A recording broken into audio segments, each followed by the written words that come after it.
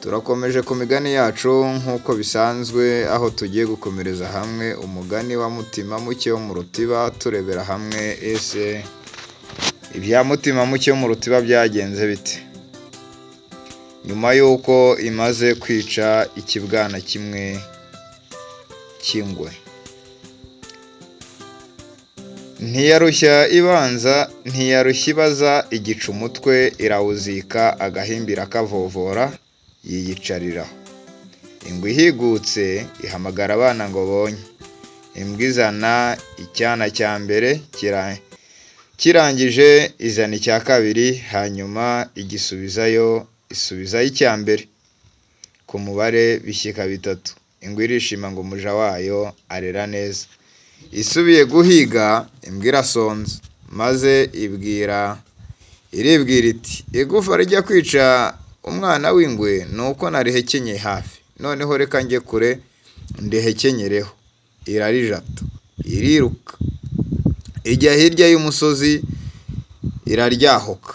Igiye kurangiza yumva ngo imenya ko hari ikibaru cy'igufa kigiye kwica ikibwana cy'ingwe. Yiruka kubura hasi no hejuru, igeze aho ikibwana kiri isanga kirasamba. Igica umutwe, irawutaba agahimba, irakamira maze yiyicarira hasi. Ingwe iza guhiguka, ihamagaza abana ngo bonke. Imbwa izana icyari gisigaye kironka, kirangije irakijyana. Igeze hirya irakigarura kironka, igisubizayo nanone irongera irakigarura. Ubwa gatatu kironka, igisubiza mu ndiri yacyo. Ingwe irishima ngo abana bayo barabyibushye. Bukeye ingwe ijya guhiga. Imbwa ibonye amagufwa ayagirana ku zuba, iribwira iti ikica abana b'ingwe nuko nyahekenyera hafi, ndenze imisozi 2 nayahekenya ntibigire icyo bitwara. Ibatura igufa, igenda yiruka, irenga imisozi 2, ibona umwobo w'inyaga yinjizamo ikinwa, irahekenya.